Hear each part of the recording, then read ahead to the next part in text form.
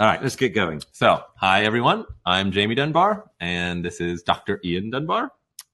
What will we be talking about today, Dad? Well, we're going to be talking about no money down real estate. Oh, get rich quick. No, sorry. We're talking about dog training. Mhm. Like What kind of dog training? Quick, easy, effective, and enjoyable, fun.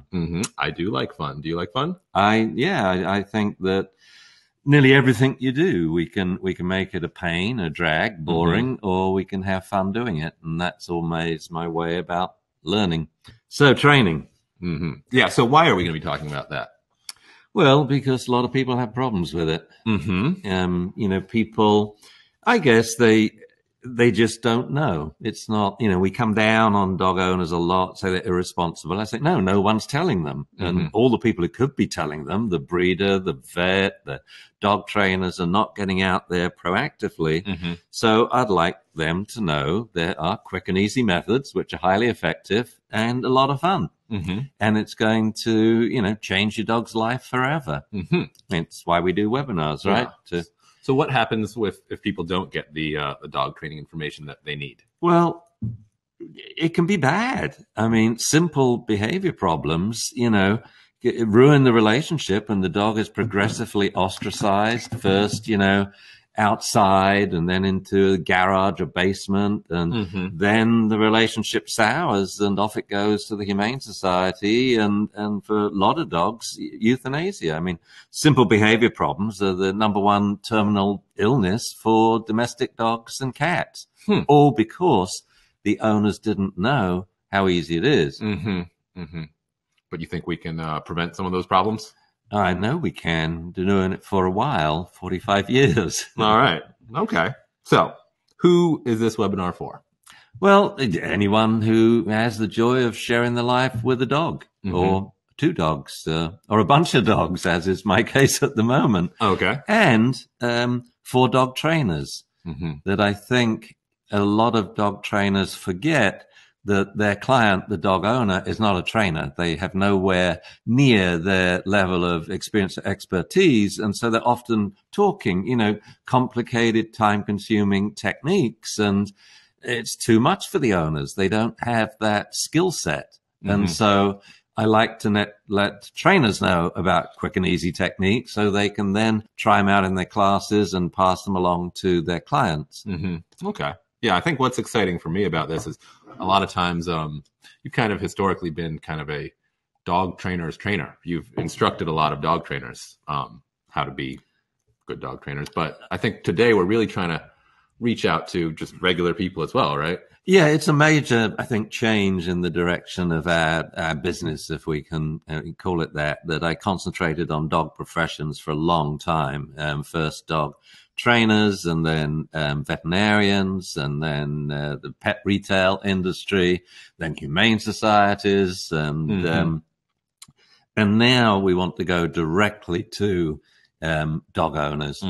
That the excitement they get, they don't have the proactive inhibition that, say, a trainer has, meaning that inhibition, learning of resistance new techniques, to new things. Yes, is resisted more if you have some knowledge of the subject. Right. But when you're a tabula rosa and have no idea what to do, and the puppy's driving you crazy, they are so grateful. Like I met, a mother and daughter on the street with a little golden poo, totally out of control. And it got sick, so it had to leave puppy class. And I was chatting to him. I said, well, do this and this. Let me show you. And they couldn't believe it. This puppy that was charging me, jumping up, licking my face, now sat nicely. And I scratched its chest, tranquilo. Sounds like you got quick results. And well, yeah, the joy. I mean, it really is to see. Otherwise, I mean, I've been around a lot of golden doodles, and if they aren't trained to sit and be calm, I mean, you've got 15 years to 17 years to endure of out of control, over the top hyperactivity and rambunctiousness. So it sounds like if you guys at home know a dog, then you're in the right place, right? This webinar is for anyone who it will be very informative, and we hope you have a lot of fun. All right, so let's get down to brass tacks. What specifically are we going to be covering today? We're going to talk about 3 of the biggest myths in dog training. Let me go to the whiteboard. Three big myths. Three big myths. All right. And then what are we going to do with those three big myths? Well, we will chat about them and we'll discuss whether they actually are true or not. And then we'll give some simple exercises that owners can try at home to prove to themselves that these methods do work. Okay. So these exercises, they are for the people at home. Yeah. The whole point about dog training is it should be in the home. You know, you go to class to get guidance from a trainer to make sure it's going right, but you actually train the dog in real life. Now, when do we want these people to start training their dogs? Well, they can do it while they listen to the webinar if they like. I mean, I can or give them, you can wait till the end. Well, I can give them if they can multitask. No multitasking. Focus, people. All right, focus. So as soon as this webinar is done, get training. As soon as it's That's over. what we want. We want to give you some exercises that you can start training your dog as soon as possible. So, why should people listen to you? Well, I hope because they're going to have a good time. I mean, I do have, I guess, Purely for entertainment? conventionally a little experience in the subject. I've been doing it for about 45 years. I grew up on a farm and I was lucky. My grandpa classically conditioned and trained all the farm animals. I mean, by the time I was 5, I'd been classically conditioning calves, you know, and I had an 80 cow recall and a 200 chicken recall. An 80 cow recall. Does anyone out there have an 80 cow recall? It's so easy. You say, come on. That's the cow call, or chick, chick, chick, chick, chick. And they all come running. Why? Because they get food. Because you got to get the chicken all in their shed at night so the fox doesn't kill them all. That makes sense. And, you know, he taught me to touch an animal's an earned right, an earned privilege, not a right. That really stuck in my mind. And then I went to the vet college, came to California, got a PhD in animal behavior. And I like how you just kind of glazed over. Just went to vet college, just like one does. Well, it was the Royal Veterinary College, I should say. It's the Royal Veterinary College, yeah. I mean, now it's history, and I have lovely memories of it. At the time, of course, I savored, and this was London in the 60s. But I think it does give you a unique perspective that, you know, a lot of people will give you dog training advice, but I don't think a lot of people have a veterinary background. They are, you know, they went to veterinary college, have a academic background, you know, they got a PhD. I think that kind of sets you apart in a lot of ways, makes you special. I think it's there's a number of us who are, I think, pretty high-powered scientists, and that's important because that's what allows you to test is what you're doing effective. Because if it's not effective, it's not training. I mean, training is changing behavior. We're all about effective here. Yes. And but then I guess it came when I started Sirius, the puppy school, and we've trained, it's over 110,000 puppies now. So well, we see what goes right and we see what goes wrong. Well, I say we get to it. Yep. So we get to this first myth. I think some people are antsy and eager to get to the goods. All right, myth 1. What's myth 1, Dad? Myth 1. What is myth 1? Oh, if you need to remind her. Yes, I know. Dog training doesn't work, or it's boring, or it's just downright unpleasant. Unpleasant. That sounds miserable. So if that's the myth, that means dog training does work, and it's fun and interesting. Well, not always. Okay. Dog training can work. And it is fun if you're using the right techniques, but there are so many techniques out there that don't actually work. So People are in class and training away, but the dog's behavior's not changing. And we do still have a lot of trainers around using aversive techniques. And if we're being unpleasant in training and it doesn't work, well, that just ain't right. So we always have to test, not only is dog training working, but how quickly is it working? How quickly in one session can we improve the dog's sit-stay? So in puppy class 1, from 0.2 of a second to what? 15 seconds? 30 seconds? Most people don't know, but I do because I always time it.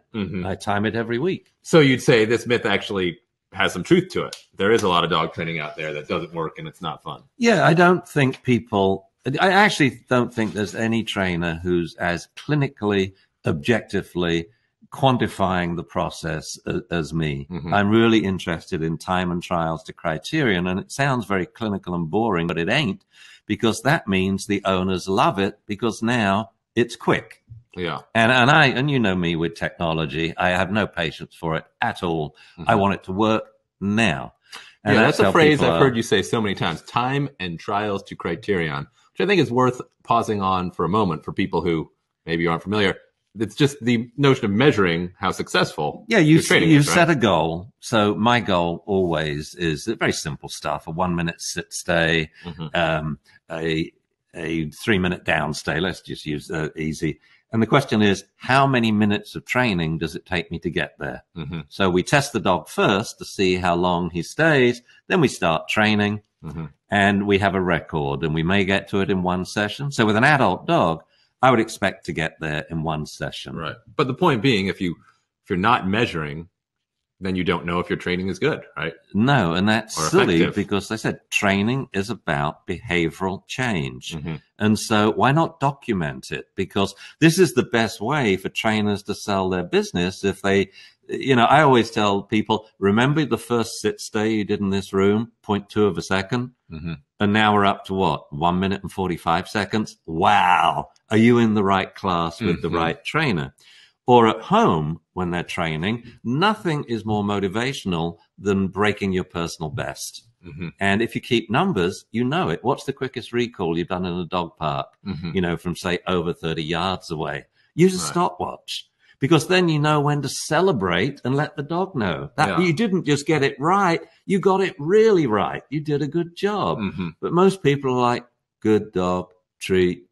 I mean, come on. So how about an example of something where dog training isn't effective, where people are using methods or they're changing their dog's behavior, but it's not really working? Well, I guess the classic is, say going for a walk to the dog park and doing a recall. And when you watch people, it's actually funny. I mean, it's not just that they're getting it wrong. It's they are totally wrong. I don't mean to laugh. I'm sorry. Don't be upset with me. But, what they do is they say, you want to go walk us? And the dog goes crazy. They haven't even got out the door yet. And they excited their dog. So it's bouncing around like an idiot. Then they put it on the leash, which is a massive reward. Then they go out the door, down the sidewalk like this. And every step they take has to be one of the biggest rewards in urban dogdom, reinforcing pulling on leash. Then they get to the park and let it off leash. But that's difficult because the dog's so excited, bouncing, they get it off leash and it disappears. Then what do? Nothing. They let the dog have the best time ever by itself, running around, playing with other dogs and sniffing their rear ends. Then they call it back to go home. So they say, puppy, come here. He says, no, I'm having a good time. Come here, get over here. And the dog says, I don't think so. We've talked about this anger management before, that, when you get angry, I know it's bad news to come up to you, because if I do, what do? You grab me and say, don't you ever do that again. It's just downhill. It's all wrong. Oy. If they sat back and thought about it. Which it would be funny if it didn't frustrate and upset people so much. Right. And the dog gets really abused in the process. I mean, I think... And upset the dog, yeah.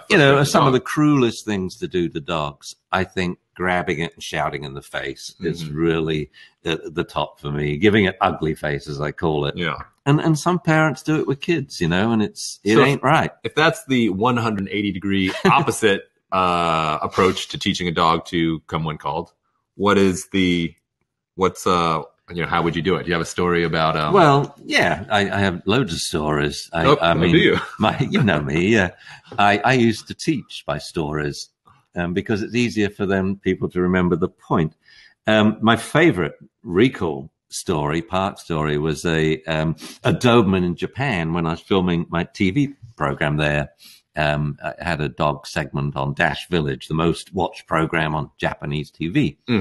And I had some very, very royal fans out there who invited me to tea one day, which was kind of nice. Anyway, so this Doberman, I go to the house. He's crazy, wrecked the house. So stuff a Kong with some food, put it down, solves that problem. So we ended the morning filming early. And the crew was busy in the afternoon. So they said, well, tomorrow we'll go to the dog park. So I turn up at 6 a.m. Oh, my word. And I said to them, well, how many walks has he been? Oh, he's never left the house, this dog. I'm thinking, oh. And I'm thinking, well, Japanese dog park, size of this living room. No, it was huge. It was thin, but really long. I mean, the dogs, you get so far away, you could barely see them. So I said, so he's not been in a dog park? No. So I said, all right, here's how we're going to do it. I'm going to do a little training on leash. So he knows I'm a nice guy because he barely knows me. And let him know I've got some food treats because how else do I communicate to him or lure him? Then we're going to let him off leash and ignore him for half an hour because there ain't no way we're going to catch him in half an hour. So the first step is just the first half hour. Yeah. So I did some quick, come sit treat, come sit treat, come sit treat, sit down, sit, stand down, stand like this. Then we said, go play. And off he went. And this dog, it was like a gazelle, a happy gazelle, but goofy, going doing, doing, doing. And he ran up the park. He wasn't even playing. Mega moment in his life. Well, right? He wasn't even playing with the other dogs. He was just bouncing and running. He absolutely loved it. And then I went and had coffee. That was the other reason I thought we wouldn't train him. So then we came back. He still wasn't paying any attention to us. So I said to the owners, a husband and wife and a baby, I said, look, don't you try and catch him. So you've got to know how to do this. Once I've caught him and trained him, then you can do it. So I'm trying to get his attention, but he's still running back and forth. So since I'm there, I started, I tossed a treat to him. He just goes sailing by, 25 yards away. But this little beagle saw me throw this treat, so he trots up, gets the treat and looks at me like this. And then comes trotting up to me. So I start training the beagle. And the Dobie sort of sees this. I find it's a great ploy. If a dog's blowing you off, start sitting there just hand-feeding treats to another dog, And eventually the Dobie sees me, so I toss another treat, which he sees, and he gets it. And then I say my word, gotcha, because that means he's taken my treat. I now own his brain. It's just a matter of time. So I toss him another treat. And a little trick here is you don't toss it between you and the dog. Okay. Because the dog knows the precise distance he dare come. So you toss one bit of kibble over the head, then 3 bits of kibble just enhanced with a little freeze-dried liver powder in front of him. So kibble over the head to increase the distance. Right. And then liver. Oh, there's advanced kibble tossing technique. So he gets distracted to go away for the kibble, but then rewarded heavily for approaching. Eventually comes close. Do not move your hands. If you do that, he'll take off. So you bring him into you like this. So he takes food from your hand. Then you bring it back. I do it behind my body like this. So now he can't see this hand. Then I say, gotcha. Treat, treat, treat, treat, treat, treat, treat, treat, treat. Go play. And then I walk away from him. That makes an impression, doesn't it? It does. And what's the dog doing? He's following me. So then it's come here again, treat, come here, treat, come here, treat, gotcha. Treat, treat, treat, go play. That's it. Now it's come, sit, treat, go play. Come, sit, treat, go play. The reward we're using here is go play, which was the distraction. Yeah. So now we've turned it into a reward. So now I go and stand next to the owners and say, right, you have the treats. You call the dog. I'll do the backup. So they call and they say, puppy come. Although this is a 2-year-old Doberman. And then I say, puppy come. And so the dog comes. And that's how you teach children. Okay. They say it first. Puppy, come here. Then you say, puppy, come here. But you must be standing behind them. Okay. Otherwise the dog will come to you. And then that's it. And I say, you come back to the park tomorrow. You'll probably wait 15 minutes before you start training. The next day, just 5 minutes. And within the week, you walk in the park and say, sit, good dog. Okay, go play, so come here. Are we telling the people at home who have no recall to take their dog to a giant park and let it off leash? They can if you want, but that's the worst possible training scenario. Okay. But I'm a believer in meeting the beast. And whatever it is you're scared of, let's just do it. But if we want to set these people up for success, I would do it in the best possible training scenario. Okay. So this is going to be exercise 1, right? So this is the exercise they train. Listen carefully. Yeah. We want you to, if anyone out there, if anyone has trouble with their recall with their dog, you got to listen carefully because we are going to tell you how to fix that starting today. Like, as soon as this webinar is over, we want you to give this a shot. Number 1, don't feed your dog from a bowl. Okay. What a waste of lures and rewards, because you've proven as yet you can't train your dog. So let's take the shortcut. Let's use food, and then we'll totally phase it out. As we did in the worst possible training scenario, we used food to make it work, but then we ended up, come, sit, go play. Come, sit, go play. We don't need the food anymore because playing with other dogs is bigger. So we're going to start off with food. Hand feeding it. So weigh out the food in the morning, put it in a container, regular kibble. Don't use treats. That'll be the slippery slope of bribing. Okay. Use kibble, but you give it to the dog for classical conditioning and training. You, the dog, the kibble in your kitchen. Come, kibble. Come, kibble. Come, kibble. Come, That sit, sounds kibble. really simple. It's so simple, it's ridiculous. Just a one-step recall. Okay. Step back, come here, sit, kibble. Come here, sit, take the collar, give the kibble. Come here, sit. Okay, take so the it's collar, changing give a the little kibble. bit. First it was come kibble. Yeah. Then it was come sit kibble. Well, first it's just take the kibble, but now I go back a step and say come. Well, of course the dog's going to come. I've got the kibble. Yeah. So first it's just come kibble, then come sit kibble. So come sit kibble, come sit kibble, then come sit, wait a bit, hold on to the kibble. So it's come sit, stay kibble. Come sit, take the collar, stay kibble. As soon as you take the collar, you let the dog sniff the food. But the longer you hold on to the food, the longer the dog will sniff, look at you, and sit stay. Okay? Then we will go for 2 steps backing up. 2 steps, come, sit, kibble, come sit, kibble. Then 3-step, come, sits. Then we need a bigger room. Did we stop grabbing the collar? Or we? No. So come sit, I want take that, the collar. You see, grabbing the collar makes dogs run. And it's the number one reason why people get bitten. It's not a stray dog biting strangers out there. It's the number one cause for a dog bite is when a member of the family grabs the dog's collar. So we want to train the dog to like having the collar grabbed. And as soon as you got the collar, you've got the dog. Right. They're not running away. Yeah. And it's an absolute sign, like an obedience competition in the recall. If the dog doesn't sit close to you, you have to touch the dog on the head. You go, I remember once with Omaha, he's about a yard in front of me, and I sort of go, don't, and I just did it. And the judge said, okay, you pass. Okay. Very close. Let me recap for the people. So the first step, don't feed from a food bowl. You want to use their regular kibble in training. I noticed someone was asking, no treats. Yes, no treats. No kibble. You don't need, it'll become a treat. If you hand feed it, it becomes a treat. The dog's not eating food from a food bowl. He's not getting hot dogs and chicken and stuff elsewhere. The second note, I saw someone saying that they couldn't do this because they feed raw diet. And I would say, if you don't have a good recall, then that's more important than raw diet. Well, I would change to a freeze-dried raw diet. But something easy to hand feed. Yeah. But with that, I would break it into tiny little bits. So like if you took something like Rawble, you know, and the kibble's this size, I would break that into 10 because you've got to give a lot of water with it. Okay. And so it's dry and you give it a little bit of food treat, a little bit of kibble like that. But the joy comes from sniffing it. So you let the dog sniff and say, oh yeah, this is yummy, isn't it? And then they eat these micro bits of kibble and go, Because once you've got your hand food, your food that you can feed by hand, that is. Yeah. You go in your kitchen with your dog and you give the dog a piece of food. And then you take a step back. The dog comes to you. You give them another piece of food. Then you increase the kind of complexity. They come. You have them sit. Give them a piece of food. Yep. Then you take another step back. Have them sit. You take their collar.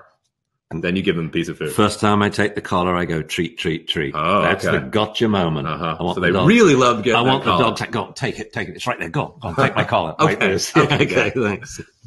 And so then once you've got, that's the basic step, you have a 1-step recall, and then you can start to. Now we will gradually expand distance by going into bigger rooms and then in your yard and then a friend's yard, another friend's yard. Then we'll increase the distractions, other people there, 2 other dogs there, 3 other dogs there. And then the most difficult, 1 other dog, because now the only dog it's going to annoy is yours. What about the most difficult? A pack of squirrels runs through. I still do it, but I'm saying that. I mean, they would difficult. be silly squirrels if they actually came down to the ground.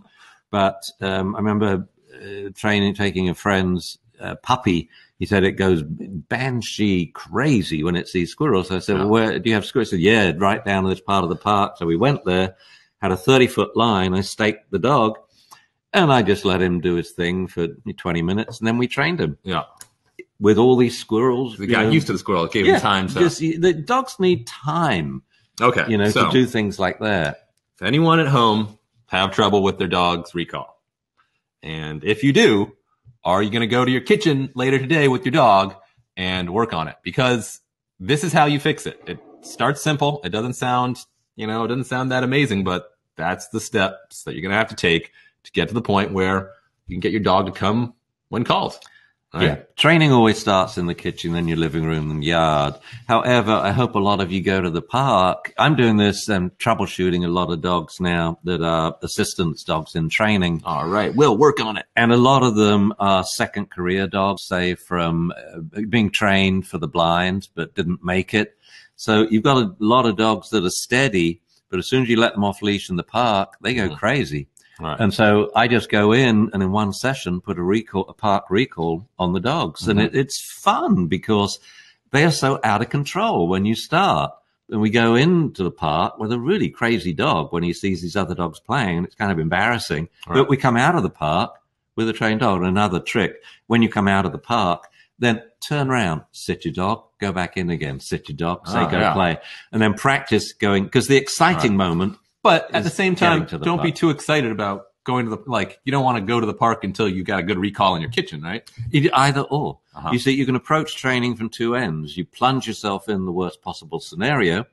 I will give another example. But we want to set people at home up for success. Then do it in your kitchen, one-step recall. We want to make it easy for you guys. Because I think you take for granted your skill. It's easy for you to forget how much. But at any rate, let's move on to myth number 2. No, I want to rebut that. Okay. I mean, I am not a great dog trainer. There's, so many trainers out there and probably listening now who are much better at training than me. The difference is I'm very objective about what I do and I never give up. Okay. And that is a big secret. If a dog hasn't got a recall, I'm going to teach him a recall because this is too silly for words. If he hasn't got a stay, he's going to have a super stay. All right. But those are unique characteristics to you. They are unique. Oh. But as a dog trainer, no, I don't have the patience. Right. That's why I often I forget the kitchen and go straight into the worst possible scenario. Okay. Moving along. I don't think you guys should do that. Right. Yeah. Okay. Myth 2. Okay. You know what myth 2 is, Dan? Yes, I don't have the time or the skill to train my dog. So if that's the myth, then what does that mean? That means you have the time and the skill. Well, right? Again, no, not necessarily. It all depends on the techniques. And a lot of training techniques. I mean, let's take, say, clicker training. It takes forever. Let's talk about on-leash training. Okay. It takes forever. People who train with shock collars. It takes forever. It's meant to be a quick fix. What about skill? Do those methods take skill? Oh, my word. These require the highest skill set of all. You've got to understand how animals learn, and you need exquisite timing, and you have to be consistent. Okay. For my techniques, you can be totally inconsistent, have rubbishy timing, but the dogs are going to get trained up quickly. Okay. I mean, I've really thought this out, trying to see the dog's point of view, training is a pleasant experience, and the owner's point of view, quick and easy. Okay, so do you have it depends on the technique. Specific example of a technique that is doesn't take much skill, doesn't take much time?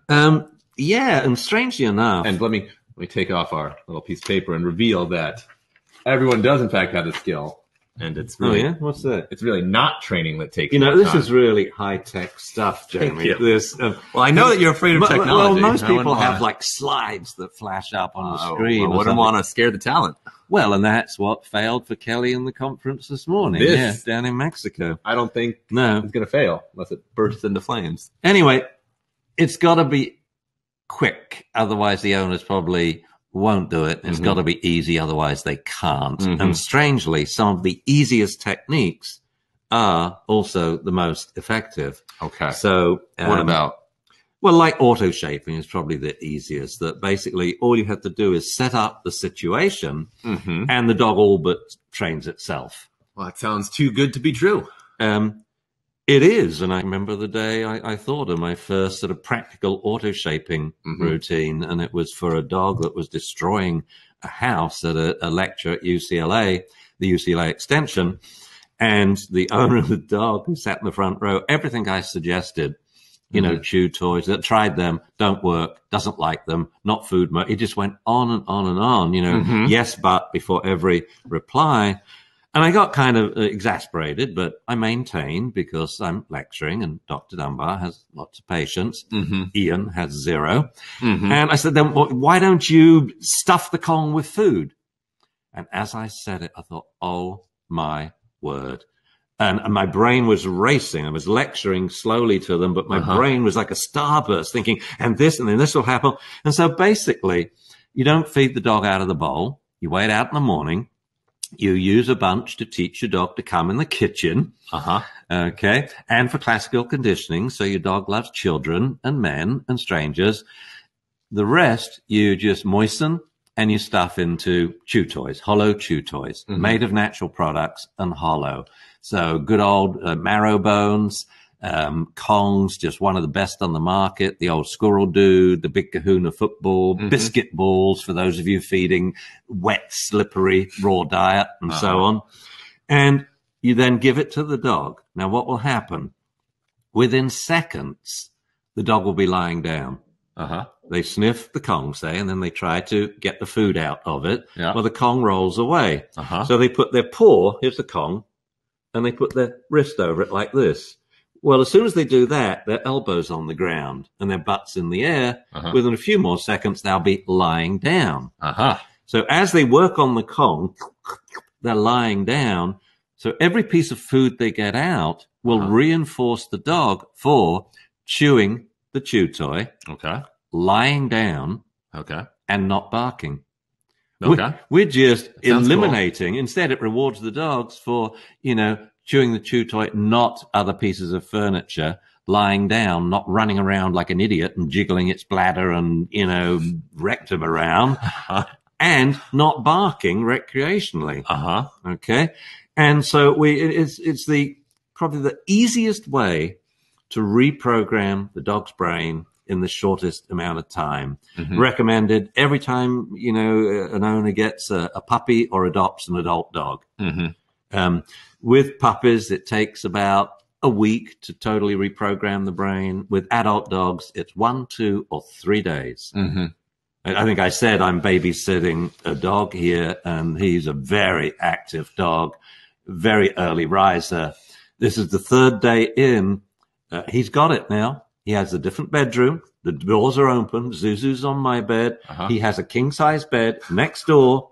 He has to stay on that bed until the alarm goes off. Oh, wow. Well, this morning, I had a feeling, something. I look up, he's standing by the door looking at me. I said, Laz, it's 8 o'clock on your bed. He disappears on the bed. The alarm goes off. And I said, Lazaretto, come in. He comes flying on the bed, licking and what have you. 3 days, he's got my routine. And we're getting up probably 3 hours later than, you know, Kelly does. So it takes about 3 days to reprogram an adopted dog's brain. It's like the most important, if you ask me the question, what's the most important advice you would give to dog owners? I'd say, let me do that. Well, what's the most important advice you'd give to dog owners? It would be don't feed out of a food bowl. Hand feed, classical conditioning and teaching manners. Stuff the rest into hollow chew toys and let the dog eat that way. Give him one in the morning for brekkie. Give him one if you're leaving for work. Give him one when you get home. And it's a much healthier way to eat, you know, physiologically and psychologically. But it trains the dog all these good behaviors to be calm, enjoy little quiet moments. And this sort of dog is not going to freak out when left at home alone. You know, anxiety won't develop when they get to be, say, 5 to 8 months old. Right. Which I think is, I mean, that's the thing about the chew toy is it allows you to train the dog when you're not there, right? So like if you have problems with your dog that occur when you're not there, there's not a lot of training techniques that you can use. And when I first thought of it, the climate was, how can I punish my dog for misbehaving when I'm not there? And that's quite a poser. And we found some interesting, not too scary punishments, but man, what a rigmarole. And then this comes in a blinding flash. We're asking the wrong question. The question should be, how can I set it up so my dog gets it right?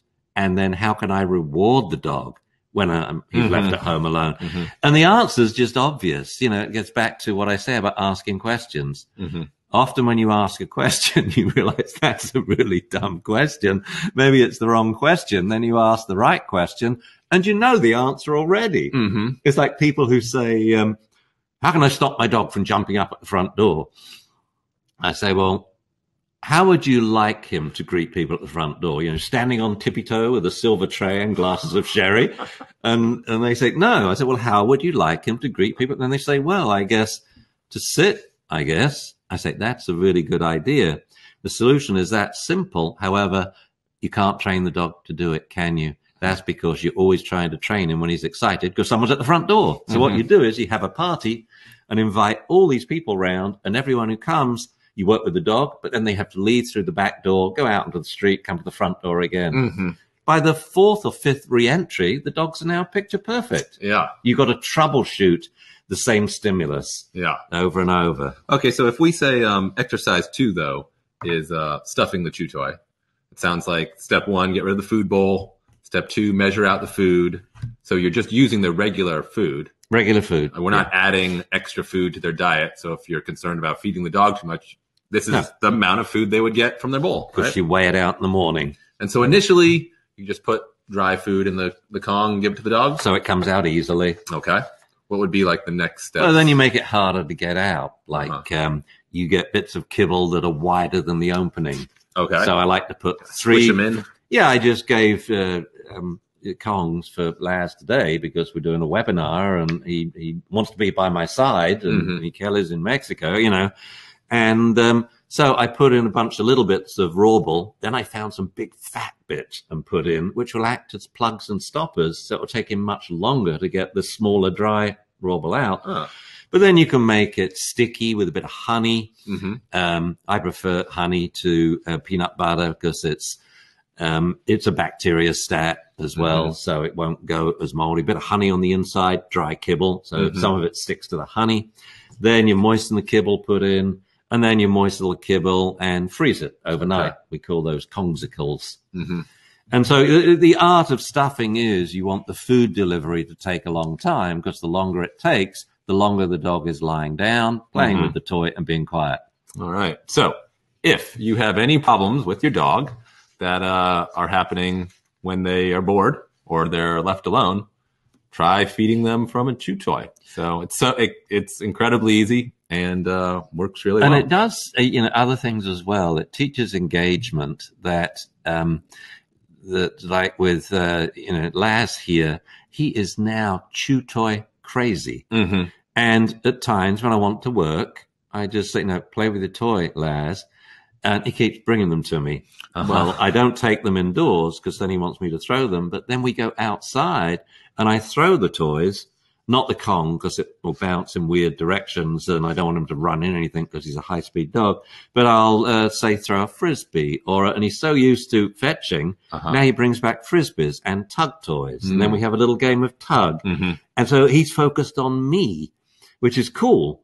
To, when you're living with the dog, but not cool at times like this where I say, no, you guys need to be in the kitchen because we got hardwood floors and every time they drop a toy, it reverberates throughout the house.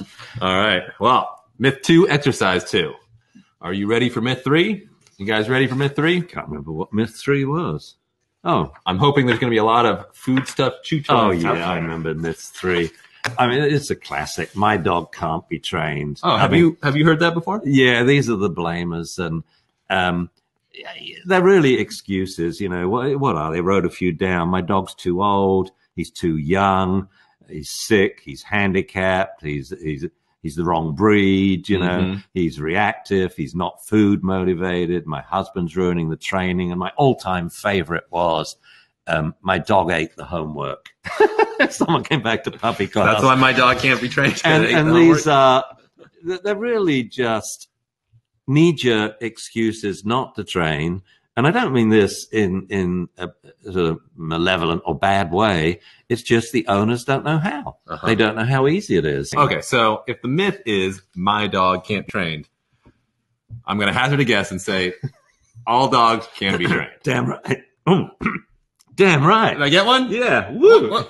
No, we're fist bumping. We don't shake hands. Right. Not only here we go. can every dog be trained, every dog deserves to be trained. It's, think about it. Dog ownership's all about the relationship. You can't really have a deep, enduring relationship unless there's good communication. And that, to me, is what training is all about. First, good communication so the dog knows what to do. Then good motivation so the dog wants to do what you want him to do. Training. All right. So, I mean, all dogs can be trained. All dogs should be trained. Have you ever had a situation where you questioned that, where you're like, maybe I can't work with this situation. I can't work with this dog. I have, actually. Back to Japan again. That when I did my TV series in England, we did one season on aggression, and we did what I call a growl class. And a growl class is you select dogs, reactive dogs, dog reactive dogs, but only ones that have been involved in a fight and never harmed another dog. So the test of safeness is they had an all-out, and when the first stops flying, neither dog is harmed. So I can't take a dog that doesn't have bite aggression towards other dogs. It would be irresponsible and dangerous. So I'm talking here about 99.5% reactive dogs here. They're all reactive. They're noisy. It's scary. But they aren't dangerous. And the test of this is they've been involved in many fights. No doubt. So we do test the bite-fight ratio. And so when I was in Japan, they saw this video and said, we want to do a growl class here. So I said, well, fine. So they set it up for me. So I turned up to train this class. And it was just a one-off 2-hour-long class. They've got 42 dogs, all reactive. And one was a human biter. I had to excuse him. And I would say of the 42 dogs, 38 comprised, they were all little, and they were miniature Dachshunds, Yorkies, and Chihuahuas. And I thought, oh my word. And so I thought, well, we're not going to do this off leash. I mean, I can't control 42 dogs. So we'll do it on leash, which is what most people in Japan want anyway. The only time they're off leash is when they go to the dog park. So it's walking the dog on leash. And so we had him off leash, and basically what we did was, it's a process called all and none reward training, which the first person, I like to give credit, Sue Sternberg is the first person I heard talk about this, but Kelly was the person who really adapted it for training out of control, hyperactive, over the top shelter dogs. Okay, out of control, hyperactive dogs. So anyone at home, if you have an out of control, hyperactive dog, we're about to get into exercise 3. That would be OOC. OTT. Okay, over the top. Hyperactive, rumbustious, and rambunctious dogs. And so all you do is you watch the dog, and you got to learn the process of representative observation and feedback. And what I mean by that is when people watch dogs, all they notice is when they make a mistake. So the reactive dogs, he goes to the dog park and gets into a scrap, and they're like, it's a reactive dog. And I said, look, I mean, like at one of my, one-day reactive dog seminars, 6-hour workshop with the dogs in the room with 7 other reactive dogs, and they only went once for 3 seconds, and they call him reactive. No, what about the other 5 hours, 59 minutes, and 57 seconds? Right. You see, and so we got to be representative about the dog's behavior. 0.2% reactive So dog. if you now imagine these 42 little dogs snapping, snarling, lunging, all on leash, I said, right, just watch your dogs and listen to what I say. I said, now offer them 3 treats. That's all. And then walk 2 steps. Why that? Because most people in a workshop will stay in one place and the dog becomes a little territorial. But the point is they're only training the dog here. You want to train him there and there. And every time you move, the dog's next to other dogs. So 3 treats, then you move. You don't do anything. No commands are given. And you don't even praise yet. Because the dog's not going to do it for a while. He's going to get part of this exercise is just give him some food. When you look at your dog, and if he's not being bad, you reward him. And I say the word bad because what I want to say is look at the dog, and if he's being good, reward him. But most people say, I said, why don't you reward your dog? I said, oh, he's not doing anything. I said, that's the point. That's good. Yeah, that's good. So now I say, as long as he's not being reactive, then give him food. Then take 3 steps, do it again. Take 3 steps, stand still. That's all you do. Give food. Take 3 steps, take 5 steps, stand still. Take 8 steps, stand still. Sounds very doable. It's very doable. And what you find is after, with some dogs, within a minute, most dogs 5 to 10 minutes, when they walk, the dog walks by their side, looking up at them like this, because they got food up here. When they stop, the dog sits immediately and looks at them. Why? Because, see, the dog is standing there, and it's much harder for a dog to look up at you where you're holding the food if he's standing. But on the other hand, he sits, boing. So by holding the food up here, you know, because if the dog jumps, you don't feed him. And we call it all and none reward training. It takes about 5 to 10 minutes to start, but then the dog gets it, because when he offers the food, or rather when he gives you the behavior, it's everything. There's no need to shape it. So you don't need to, you know, shape the behavior or use a clicker forever, you know, refining, you know, proximity to desired behavior. He's either lunging or not. And then it improves. Now he's no longer lunging and growling, but he's not standing anymore. He's sitting or he's lying down. And he's not looking and eyeballing the other dogs. He's looking at you. So all we've done here is we've all or none reward trained. Sit, stay, engage the owner. At which point, back to lure reward training, and off we go. Right. But and when you go out to the street, this is the wonderful thing, where training in the class is actually better than real life. I mean, where would you find a place where there are 42 dogs that are all reactive, but all safe with their jaws, but in a selected growl class? So they must understand the bite fight scenario. You have to go through every fight the dog has had. But for people at home, they don't have a growl class to attend. They could do it on the sidewalk in front of their house. The people at home need to know whether their dog is dangerous or not, because they are scared. It's unpleasant to see the dog being reactive. They think he's going to kill the other dog. They must prove to themselves, no, he isn't. If he is dangerous, I would say keep him at home. Don't walk him. Play frisbee in your yard, play hide and seek in the house. That's not the sort of dog you want out there, because they are resilient when they attack. But 99.5% of growly, wowly, reactive dogs aren't dangerous. And once the owner has the confidence to know that, you know, they can much better train the dog and deal with it. You see, it's the owner's fear that's causing the problem. The owner's lack of confidence that's causing the problem. Pure and simple. It's negative classical conditioning. Because what happens is when another dog approaches, the owner freaks out. So the dog learns, you know, my owner's great when, you know, she's off leash and she's good breeding, you know, and she's fine. But man, when another dog on leash approaches, she goes crazy and gets all tight and she just stop it, bad dog like this. So I just tell the other dog, keep away. I go, whoa, stay back. She's unstable. You know, she's dangerous, you know. And so once we've got given confidence to the owners, the problem just becomes a non-problem. All right. So, exercise 3, all or none reward training. Very simple. If you have a reactive dog, or even just, it doesn't have to be a reactive dog, just be an out of control dog. This is the exercise for you. The whole point is, this is what's missing from training. This is an exercise that should have been started in your kitchen, but it's carried on from puppyhood through adolescence. But what happens is people, when they walk their little puppy, he's so cute and he's friendly and confident, as they should be, because the fear stage or phase of development, the avoidance stage, hasn't yet come. That starts about 5 to 8 months. And whatever their puppy does that's good, they ignore it. The puppy sees children, the puppy sees another dog, you know, everything they ignore, or they show fear over their puppy if he meets an adult dog that they aren't sure about. They never praise it.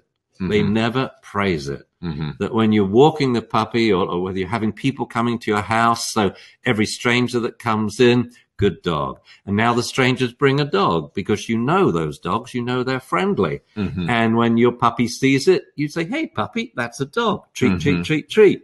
On the street, every time a dog approaches, look, there's a cookie dog. Treat, treat, treat. Then this doesn't develop. And it's probably for me the biggest shame in dog ownership that people allow their dogs to become dog reactive because no one told them. You classically condition dogs to dogs from the beginning, and it never stops. Once you've got your dog that's 3 years old, I would say you're there. But even so, when they become geriatric, they get a bit grumpy again. So, you'll notice with Zuzu, whenever she meets another dog, I praise her. And sometimes stupidly, and I don't care. She's friendly, do everything. And I want her to remain that way because she's a big black dog and kind of scary looking, the speed she approaches. And if anything goes wrong, my street cred will tumble. Well, Dr. Dunbar's dog attacks puppies, And so it's where I practice what I preach, but I do it for the dog too. I think the greatest joy you can give to a dog is confidence to go through life with people and having to meet unfamiliar dogs every day. Because that wouldn't happen in the wild. So there we go, folks. All right. All or none reward training. You can do it at home today. So that's exercise 3, which...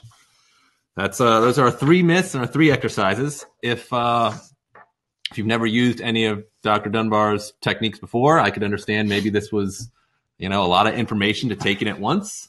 Is anyone out there interested in learning more? We put together a little special offer. I'm wondering, would you guys like to hear about that special offer today? What do you think, Dan?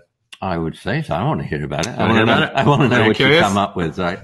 Okay, it changes every time. We put together something new because we really wanted to put together something for the regular dog owners that would be get them training as soon as possible. So we have developed the Dunbar's Dog Training Masterclass, and the idea here was we went through all of the videos and articles and all the content Ian's made over years and years, and we picked the best of the best.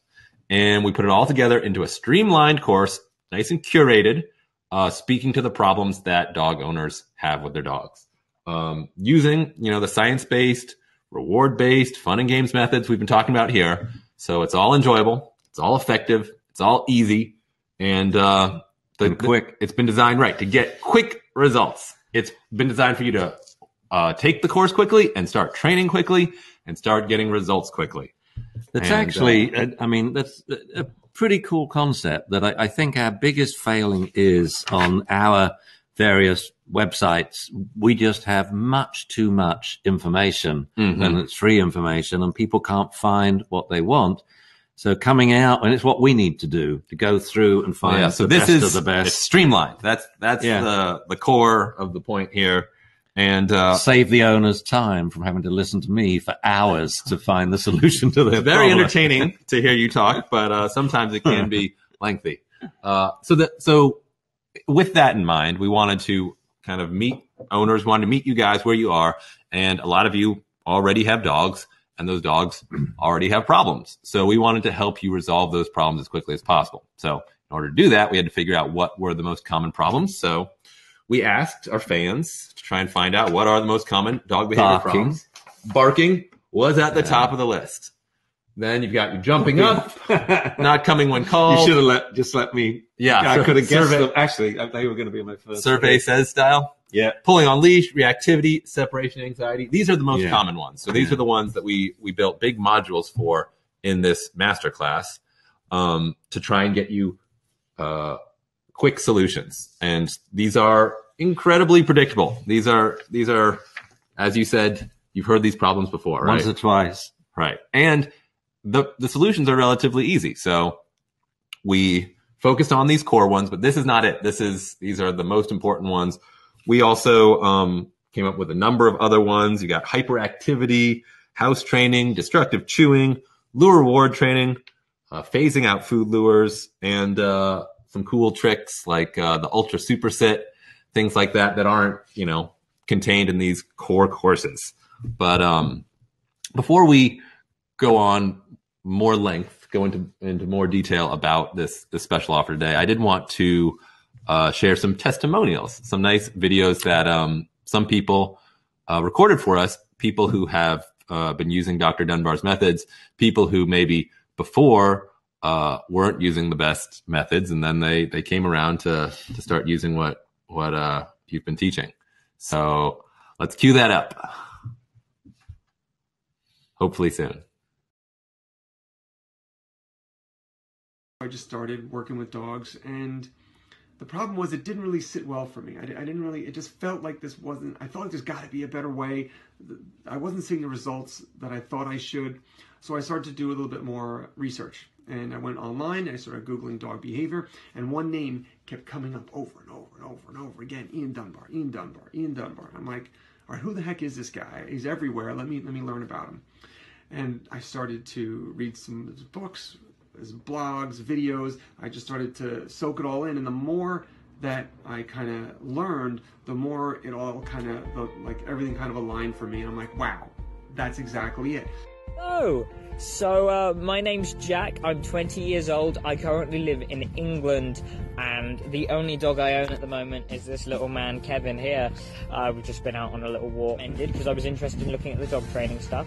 Recommended I come have a look at a Dr. Ian Dunbar course, and I went along and I bought one of his online seminars. It was a 3-day science-based dog training with feeling, or words to that effect.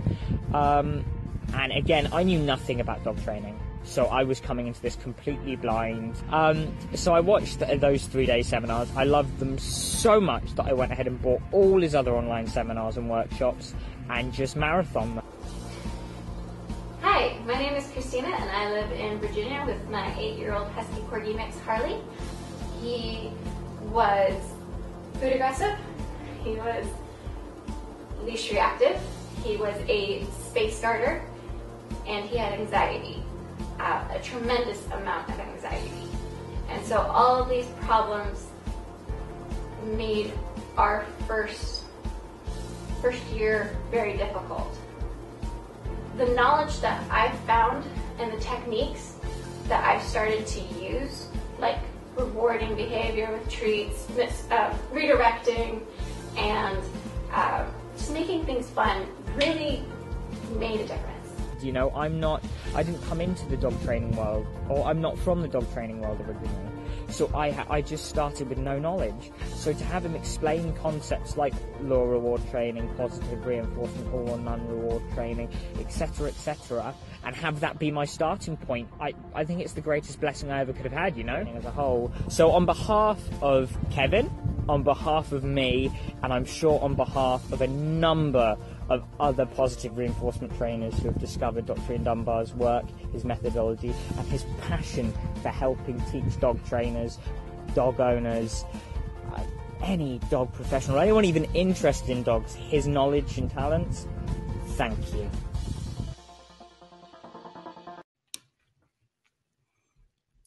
Hey guys, welcome back. Hope you enjoyed that. So what'd you think? Well, I'm glad I'm not the one pressing the buttons here. I would be disconnected now. But it was actually, it was quite touching. I mean, it's... yeah, no, it's really sweet. It's nice we haven't gone out and asked people for feedback like that It before. sort of echoes, what I was saying about dog training. I get used to people complaining and, getting mad at me. And it's nice for someone to take the time to film a few nice words to say. Yeah. So thank you very much. I appreciate that. All right, so let's get into what we've put together for you guys today. As I said, we've got the core of the program is the Dunbar Dog Training Masterclass, and this is where we're hitting the most common behavior problems, barking. We'll show you how to reduce barking by like 90% and teach your dog to shush on command.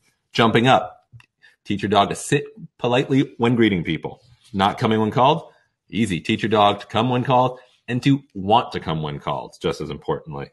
Pulling on leash, we can teach your dog to walk pleasantly on a loose leash. And separation anxiety, teach your dog to enjoy spending time at home, quietly, calmly, relaxed. And reactivity, teach your dog to be calm and confident around all sorts of other dogs and people.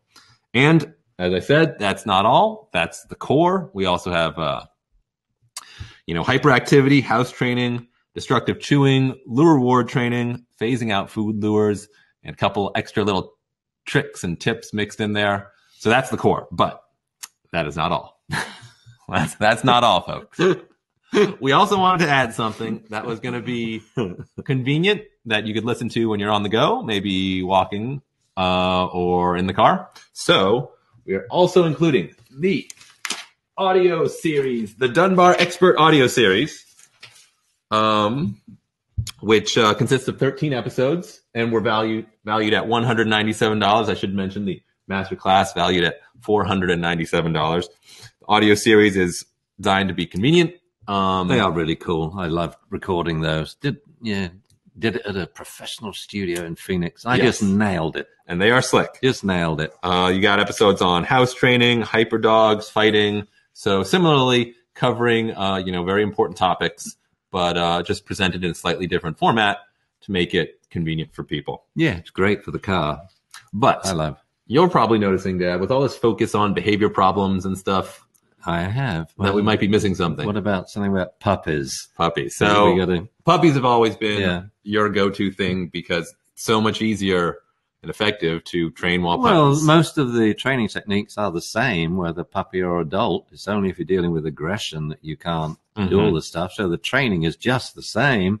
But yeah, I get fed up with having to solve problems. Why did they go through that? Why not just train the puppy? As Kelly says, good habits are just as hard to break as bad habits. So teach good habits from the outset. I mean, it's a no-brainer. We would be remiss to not include some sort of puppy product. So we're going to include the serious puppy training video valued at $297. And, I forgot. This time I remembered. What? For the first people who register today, we are going to be including a special signed copy of Dr. Ian's Good Little Dog book. But for how many of the people? We've only got 50 of these. Oh, 50. So this is for the first 50 people that register today. You'll get a signed copy of, look at that handsome fellow with those two lovely dogs. I was so much younger then. Full color, all sorts of step-by-step instructions. We're very proud of this book. This is kind of our I love this little go-to dog guide that really gives you all the nitty-gritty information in one little package. Quick and easy. It's comprehensive, but quick and easy. Quick and easy, comprehensive, as we said. So, putting all these things together, this is the package that we're offering today. That's a total value of $1,038. Now, wow. Thinking about this as being kind of the culmination, this is taken from your whole career of production. What do you think about that value? Well, that's just what my brain was thinking. I thought if you'd said cost, I would say, well, that's pricey. But in terms of value, it's priceless. Priceless. Because it is basically like taking 45 years of this and condensing it down to something that's convenient and quick and easy to digest the information.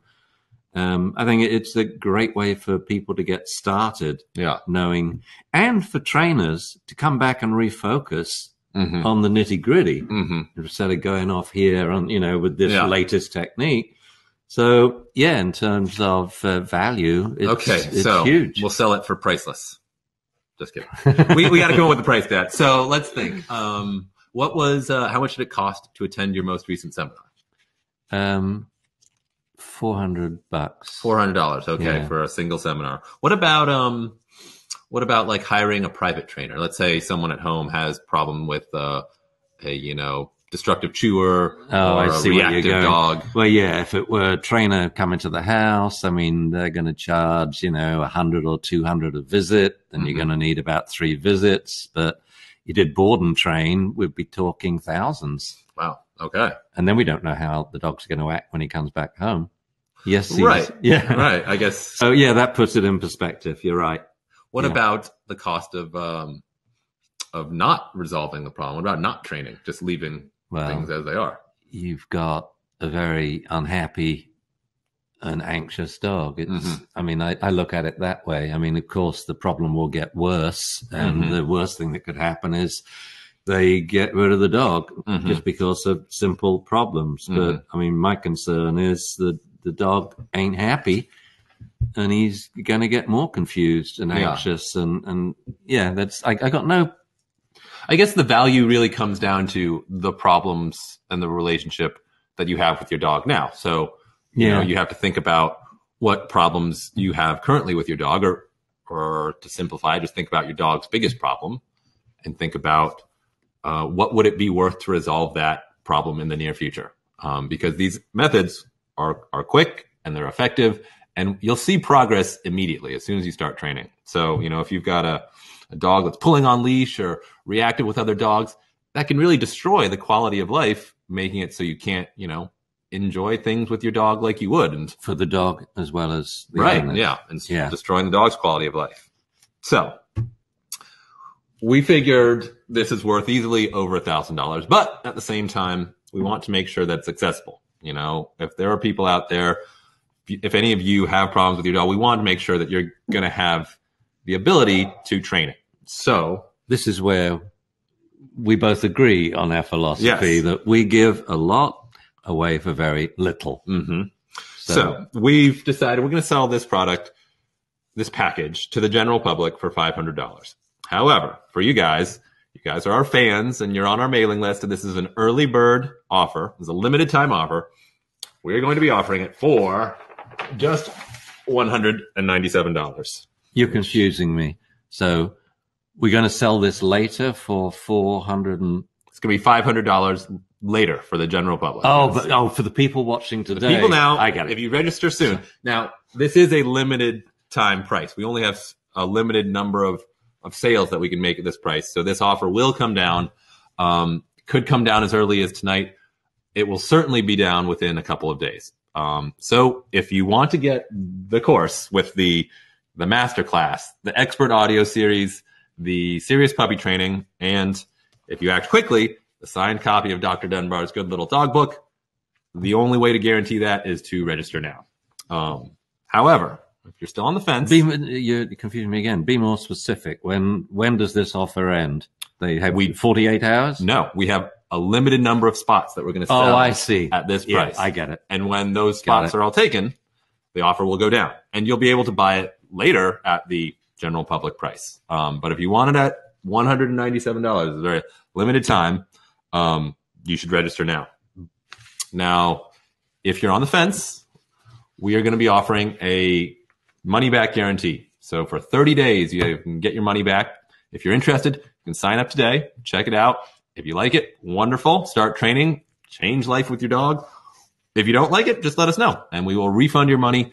No questions asked. So there's no risk at all.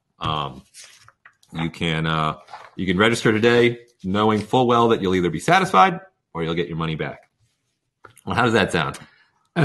Well, that's always a deal breaker for me for anything we do. If people are not satisfied, always full money back, no questions asked, any reason. But I do like to know the reasons. Yes, because I guess we will ask, but you'll get the refund regardless. Yes. But we would like to know. We're very curious people. That's how I lecture. The questions which are asked dictate how you should give the lecture the next time. So you don't get the same question asked in every lecture. And so that's often how I approach teaching. I'm going to answer your pressing question first. Okay, your dog's not food motivated. You don't feed him from a bowl. Right. That'll solve that. With that in mind, we'll be adding some content to the masterclass. So, as we get questions and find out things that maybe aren't addressed, we would like to add more content. So today, you guys have a choice. You can take what we taught you today and start training with it. And that's a lot of wonderful information there. But if you want to go further, you can sign up for this course. And, you can end up with a happy, confident dog that loves to meet people, a dog that's, easy to walk on leash, a dog enjoys spending time at home alone, a dog that understands multiple incredibly useful training commands and complies reliably and wants to comply. And I think that's really the biggest thing, the fact that you use these methods and your dog will want to listen to you. So I think it is. I mean, I always get very I guess because I'm English, very embarrassed when we start selling. Well, that's why I'm doing the talking. Well, I remember giving a seminar years ago, and Mimi was there, your mum. And I said that for them, not for you. You obviously know that Mimi's your mum. I do. And at the end of the talk, I said, what do you think, Mimi? She said, how many books did you mention in the talk? And I said, I think I mentioned 6. And she said, did you mention your own book? I said, no. That wouldn't be proper. And she said, don't you think it's a good book? And I said, well, I actually think it's the best book. It's not this one. It was my first book on dog behavior. Well, this one is here. Yeah. This one's convenient. And she said, then why don't you mention it? Yeah. And then she said, not to promote your book is actually inhumane. That's unfair to your clients. Right. And so now, but I'm still glad I've got you here doing this stuff because I'm not into the big sell. No. But I really care about disseminating the information because I know the dog's going to thank you for it. Let's put it that way. He's going to say, thank God they've been watching that webinar. And now they're going to teach me to come when calling the park so that I can. Here's the deal, you see. The poor old dog is afraid of coming up to you in the park because he knows you're going to put the leash on and take him home. He wants to have the confidence. That's why he stays away. Yeah. You know? And he says, I want to go to the park with my owner. I don't want to go and then it's me and the other dogs. You know, I want the whole experience. Yeah. Me and the dogs playing and that I can occasionally sit next to my owner and watch other dogs play. I just realized I should probably tell you guys how to purchase this if you are interested. I'm not sure. Maybe our back-end support has put up a link somewhere, but if not, the link is dunbartraining.com/go. So dunbartraining.com/go. If you're interested, go there now, register now, and you'll get yourself the signed copy of the book. You'll guarantee you get the price that we're offering today. And then you can check it out. If you don't like it, let us know, and we'll give you your money back. But it's no risk. If you're interested, we really want you to start training and getting those results as quickly for as all possible. your slick, high-tech presentation here, this is not well written. This is Dunbar. That would be my name. I mean, some people out there may not know who I am, you know? Yeah. Dunbar Training, one word, .com. What sort of slash is that? It's a backslash. Backslash go. Yeah. Yeah. All right. I don't think anything about this was particularly high tech. The high tech part's happening up here. All right, there was a little bit of sarcasm. Way to go, there, Lana. Jamie. Lana, placed your order. Yeah. Woo! All right, guys. Well, at this point, we've concluded the main part of our presentation. Oh wait, nope, it might be a forward slash. It's a forward slash. Sorry, that's a mistake on my part. Forward slash. I wonder if that's a forward slash. I wonder if the right thing is a forward slash. Who signed up? Was it a forward slash or a backslash? I don't know. Well, there's 2 slashes. You might have to try both. It goes this way. Yeah. At any rate, we will be taking questions. However, yes, if you're thinking about registering, do that first, then come on back and ask your question because I'd hate for you guys for anyone to not sign up in time to get the signed book. And as I said, we have a full house today, so I wouldn't be surprised if those 50 registrations happen pretty quickly. Sonia, for example, already on board. But once you've placed your order and you come back, if you'd like to ask us a question, we've got Ian here and myself. For how do we see the questions on here? Yeah, they'll come difficult. up. No one's posted a question. I'll let you know. Yeah, you'll let me know. But yeah, we really appreciate you guys joining us. Here we go. Rescued a 6-year-old Papillon, and she nips at my heels. Yeah, so first I would teach your Papillon a word meaning don't touch or let go. The word I use for both is off. So if I say it beforehand, off means don't touch with your muzzle. If I say it afterwards, it means let go. And so the way to train this, all and unreward training, you take it, you're going to feed the dog like this tonight. You put a bit of food in your hand, you hold it like this, the dog wants the food, and he's probably going to nose prod your hand. And you do nothing until the dog pulls his nose away for a nanosecond. And when he ceases contact, you go, take it that quickly. Okay. Doesn't matter whether he's sniffing, licking, nibbling at you, or what have you. Just hold your hand there. All right. And then take it. Then you do it again. Now we're going to wait for half a second non-contact before saying take it. Then a full second, then 2 seconds, then 3. So now the dog's pulling his nose away. We will say off. Boom. Okay. And we want the dog to pull his nose away, and we're increasing the seconds, 3 seconds, 4, 5, 8, 10, and then take it. Then I would probably work with a tennis ball or a tug toy, and we're going to toss it and say take it. So, because the dog's been learning this word, take it. Okay. So when you roll a ball or a Kong with some food in it, you know, or a tug toy, when you say take it, he's going to reflexively go for it, especially if you wiggle it. As soon as he has it, you say off, and he gives you back the Kong. You give him a food treat. Then you say, take it again. Take it off. Take it off. So now he understands that off means don't touch. So now if he runs and nips at your clothing again, your trousers, you stand still and say off. Now, that's the solution. It's very simple. However, it's not going to work in practice, because this is usually happening when owners are trying to hurriedly leave their house. So what you want to do one evening is, when you come home, have a glass of wine, then you're going to leave the house again and come back in. Leave the house, come back in. To make it even easier, so you're going to troubleshoot you leaving. Mm-hmm. To make it easier, give the dog a Kong and put it on his bed. And say, on your bed. You get it? Communicate. I want you on your bed. I don't want you anywhere else. So if the dog knows on your bed, he can't be chasing you out the door and nipping at your heels. So it's all again about teaching the dog language. On your bed, chew your Kong, off, communication, and trying to turn all the bad things the dog's doing into simple words, which are now instructions. Bed, Kong. If he comes running up to you, off, or sit and off. Mm-hmm. So it's all about very simple communication and starting teaching in the kitchen. Right. So on the subject of biting or nipping, someone's asking if a dog snaps at a child and doesn't leave a puncture, would you consider that a sign of good bite inhibition? Oh, yeah. And this is, a number of cases I've seen, dogs biting children in the face, and the owners suddenly change. Now they think the dog's untrustworthy, the dog's dangerous and aggressive. Mm-hmm. And I say, well, let me try and explain this to you.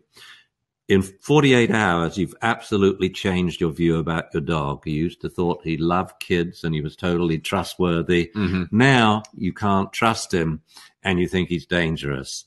The facts of the matter are, the dog reacted for some reason, probably because the child was poking, prodding, pursuing. And now the dog eventually reacted, but caused no damage. And so what we have is one instance of proof that your dog, when under duress, when being provoked, when being annoyed, reacts, yeah, but doesn't cause any damage. So we're starting now to amass absolute concrete proof that the dog is not dangerous. Mm-hmm. The notion is, it's like, people come up with such stupid notions about aggression. They say, but the dog's potentially dangerous. Yeah, so am I. So's every dog. So's every animal, and humans, the most potentially dangerous animal on this planet. All dogs are potentially dangerous, and we should respect that. And we should respect their feelings when around children, when around men, when around strangers, and classically condition them. So not only they tolerate it, they thoroughly love it.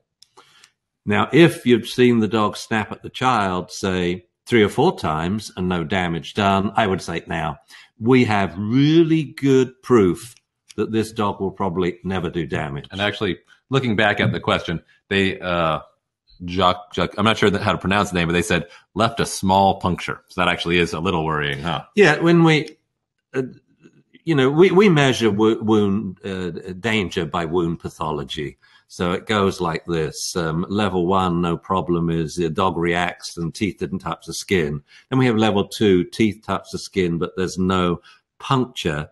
And by puncture, I mean an oval hole up to half the length of the canine tooth. You get little punctures and you get little sort of triangular rips when the dog's teeth have moved against the skin usually because the victim moved. They were grabbing the dog or pulling their hand away from the dog, or the dog was running at high speed. I saw this actually.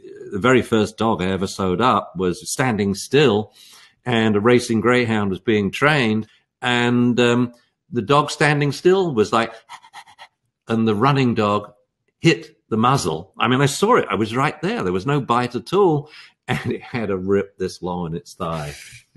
And the skin totally dropped down. It ripped the skin and it dropped around its ankles. And it was the first dog I ever sewed up as a vet. So yeah, a little tiny puncture is, it was too forceful. So I want less. But the point is, it's now your day of reckoning. So now you're going to work with this, and the child will be hand feeding the dog safely. You hold the child, they take the food and toss it, take the food and toss it, bit by bit. And after 3 days, that dog is going to think, this child is kind of weird. I can't work out children, but I love them. Oh my word. In fact, if the child weren't here, I wouldn't get any food at all. And you can change the way a dog feels towards a child or a new boyfriend just in a matter of days by having them hand feed the dog. And that's what needs to be done. This whole thing about using food in training, it's not a joke when people say to me, I don't want to use food. I want the dog to want to do it.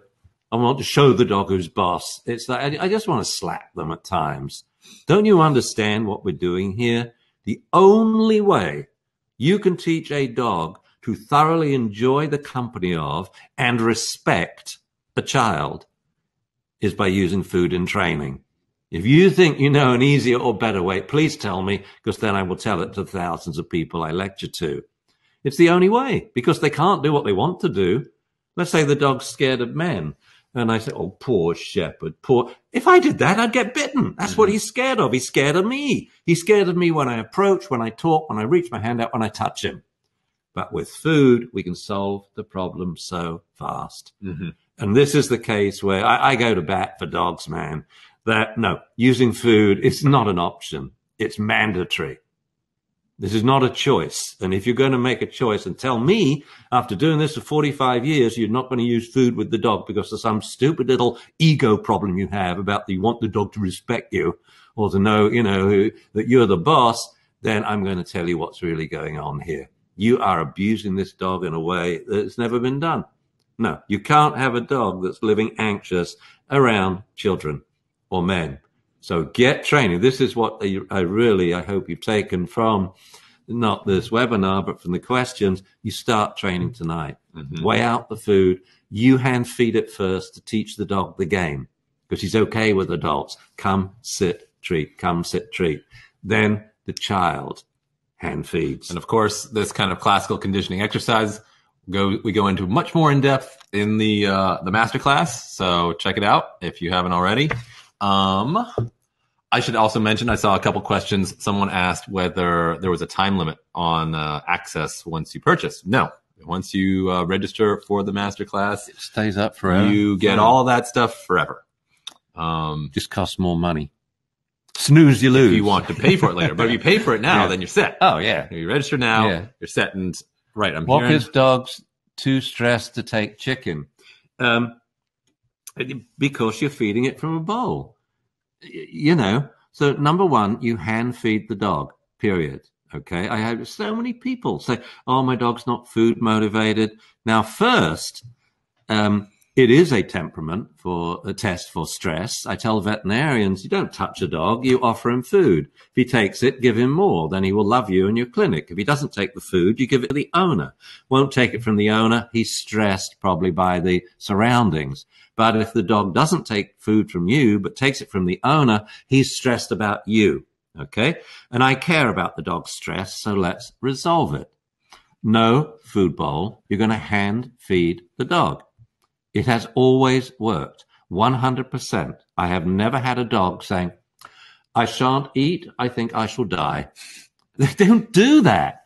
I have had some dogs that were so stressed by their owners, I might add, they didn't eat for 2 to 3 days, and it's like, I went to see a homeopathic vet once when it sort of first came out. What did they do? And I sat and watched him deal with a number of clients.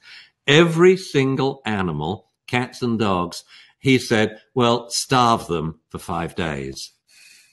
And that was for everything. That was the starter. But the point is, it's no big deal for a wild cat or dog not to eat for a few days. That's what happens in the wild. You don't see a rabbit and say, yo, bunny, come back at 5. That's when I eat dinner. You know, it's more we're going to have a snail and a slug and a bit of grass, and then we dig up a potato, and now we eat some horse feces, and then one day we get lucky and we kill a rabbit, you know. This whole thing of feeding at 5, the same food, you know, of course the dog doesn't like food now. And what the people are doing is then they tart up the food. It gets, you know, and the treats turn into hot dogs and greasy cheese. No, get good quality kibble. Hand feed it. Okay. What about... and it turns it into a treat. How to add distance to sit, down, stand commands. Yeah, they're very simple. So little steps. So we say, come, sit. And the dog sit, good dog, and a treat, then good dog. So I want to get time first. Before we add distance, we need duration. So it goes duration, distance, distractions.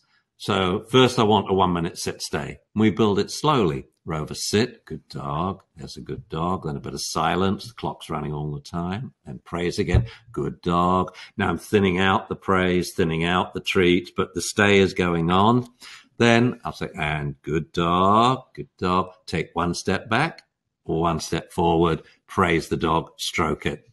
And then 1 step back, 1 step forward, repeat 10 times, then go 2 steps back, 2 steps forward, then 3 steps back, then 4, then 5, then 10.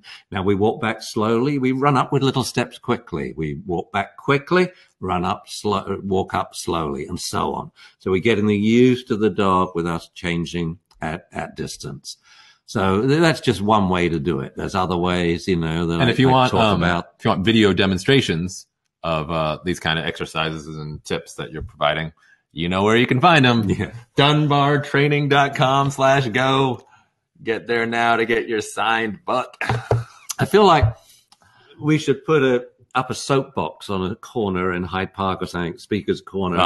And you could be my Barker, they call them, don't they? Barker. Sign up now. Only 3 left. Only 3 left. Sign up right now. I sometimes do it. That's what we're doing, but we have a digital soapbox. People at the APDT conference, you know, the showing products, and it's a good product. I'll yell out and say, get your Kongs here. Only 3 Kongs left. Only 3 Kongs left. But before you know it, there's 50 people at the booth. People yell because it works. Just because I'm being stupid, I guess. Yeah. Okay. What about, let's see, lunging at visitors to the house. Okay. What do you want to do about that? Yeah. So number 1, you've got to work with people you know. This is not something you do with the UPS man or a stranger coming to the house the first time. So we got to teach the dog the game. So first we do it with the family. Why? He doesn't lunge at the family. But I want him to greet people at the front door in a specific way in a sit-stay. So what you do is, 1 person at home, 1 person keeps going through, leaving through the back door, out to the street, into the front door, ding dong, ding dong.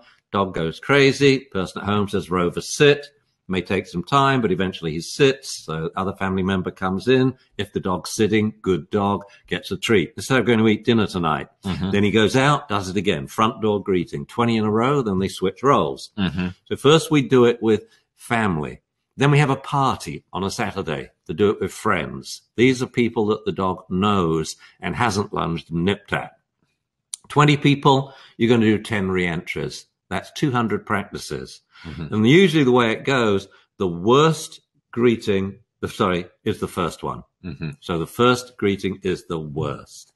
All we do is we show the dog the same stimulus, the person, and he's not as excited. It's kind of like, you know, if you think, oh, sit down and watch a movie. I did this the other night, and take forever to choose movie, one. Perhaps. No, I want a good movie. And so I find the movie I want, you know, and then I start it after 5 minutes, I think, oh, I've seen it. So that's the way the dog is when the person at the front door, ding dong, and it's the same person. I just greeted them.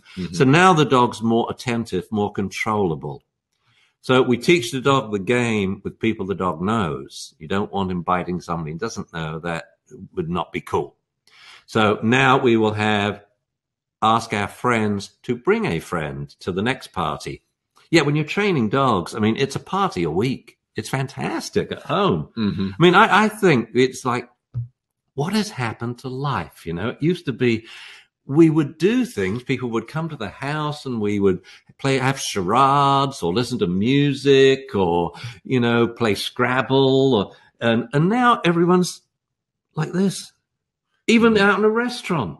Mm-hmm. So when you got the dog man, that dog's brain is a reason to get back to life that was fun when we had friends come round and we talked to them.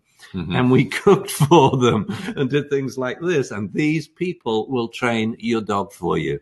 Mm-hmm. Wonderful. Wonderful. You don't sound like it's wonderful, James. I mean, wonderful. I really think that. Yeah, no, I agree. There's definitely people need to do more socializing, get out and hang out with each other. And a dog is a wonderful excuse to do that. And especially with puppies. If we did it with puppies, we wouldn't have all these problems. Mm-hmm. But we've got the problem. And another way to look at a problem is like this. When you have, say, a problem of aggression. Well, any problem, but specifically here we're talking about aggression. Here's the deal. You've had it for a year, or in the one case, was it 6 years, the Papillon? And, well, it hasn't really killed anyone yet, so it's probably not that dangerous. But you've lived with the problem for 6 years. The dog isn't much different today than he was the past 6 years. It's just you, for some reason today, have decided the dog just crossed a line. The severity of the problem increases like this, very gradually. I like your use of our link for your demonstration. That's dunbartraining.com/go. Yeah. And what kind of slash? Forward slash. Dunbartraining.com. Yeah. And then something happens, like now the dog's teeth touch the skin. And we say the dog is no longer the same as it was. Or the dog's teeth puncture the skin. You get it? The dog is no different from yesterday. What will it be like tomorrow, though? That's the question. Well, if you do nothing, slightly worse. But if you start hand feeding the dog treats, he's going to get better. He's going to be wonderful. The problem's going to disappear. So that's how I put the danger of problems in perspective. You've got the same dog. Do nothing, the problem will get worse. Do something, the problem will get better. And the reason why I always give such, long, impassioned answers to questions about aggression, because it's about lack of confidence and anxiety. We always say the dog's being dominant, it's being aggressive. We got to hit him, slap him. We got to show him who's boss. No, that is the problem. The dog is being scared by people. So let's just turn that around. So the dog learns that people aren't coming to spook you or frighten you or hurt you. People are coming to give you kibble. Mm-hmm. And if these people didn't come, then you wouldn't get fed tonight. So we've talked a lot about food in training, but what about using other rewards like games? Oh, all the time. Yeah, I mean, food is only here's the thing. Food is mandatory for classical conditioning with people, because there's no other way for that dog to get to like that stranger who's a man or a child. Mm-hmm. Okay? However, if we were doing dog-dog classical conditioning, I would suggest using a mega secondary reinforcer and preferably a tug toy. Okay. However, in obedience, the food is just a starter. We use it as a lure to teach the dog the meaning of words. By using food lures, the dog will learn his name, sit, down, stand, come, roll over, heel, walk, faster, slower, fetch, off, take it, thank you. So the lure teaches the dog that. Mm-hmm. So we say sit, lure goes upwards. Yeah? Yeah. But we phase it out in the first session. Sit. The dog learns this means sit just as much as the food going up. The food was to get the dog to pay attention to your hand, but what the dog actually learned was the hand movement. Mm-hmm. So now we can use the hand signal to teach the verbal command. So we'd say, Rover, sit. Okay, because the dog learns whenever he says sit, the hand signal tells me to sit. So that's the importance of the lure, but then we phase it out really quickly. I don't want food in your hand. I say put the food in your pockets as a reward. However, the worst thing going on in dog training at the moment, and I think it's worse than a lot of the directions, the unpleasant directions dog training is going in, I think that has been caused by the fact is people are using too much food and they're not phasing it out. So they end up bribing the dog. So the dog blows them off. And that's after they would do it really gung-ho as puppies. But now the dogs are blowing them off. So the owner gets exasperated. Then they go to leash training or shock training.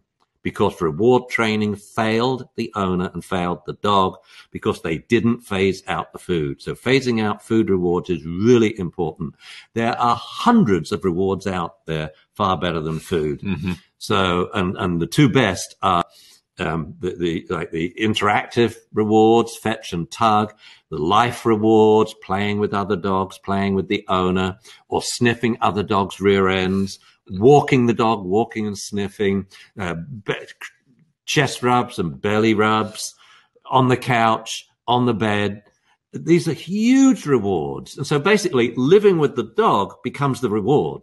You don't need to keep giving it food. You only do that when you have a problem and you want to troubleshoot it out of there quickly. And I like to say, what are you doing going click, treat? One lousy treat for that? And we're talking to a dog that's dog reactive or doesn't like children. Damn, whenever I get a response I like, I go treat, treat, treat, treat, treat. Zuzu, when we house trained her, she got 16 treats in a row the first time we saw her pee in the right place. Of course, her problem was, it took me a while to work it out, she didn't want to pee when people were around. That's why she was an outdoor dog, you see, because she'd obviously been caught in the act and they'd gone, you bad dog. So now she's, people are untrustworthy when you've got a full bladder. You better run and go upstairs and pee in their closet so they don't see you. And so we phase out food almost entirely, or let's put it this way. We phase out the necessity of food for obedience training or teaching manners. It's so important that the dog will do it when you don't have food on you. What if someone leaves the front door open when your dog's in the street? Where's your bait bag? Oh, it's in the fridge. Well, that's a lot of good, isn't it? No, a dog has to be under reliable verbal control at a distance when distracted and without the continued need for any training aid whatsoever, especially including food, which is the best starter training tool there is. Why? Because it's the easiest to phase out. Much easier to phase out food than, say, a leash or a shock collar. All these management, or a halter or a harness. So back to the topic of tug as a useful game in training. Any tips on using tug without overexciting or getting dogs to be aggressive? Yeah, well, you play by the rules. Okay, what are the rules? But then I use tug to get the dog overexcited in a controlled setting so I can practice calming it down with a single word.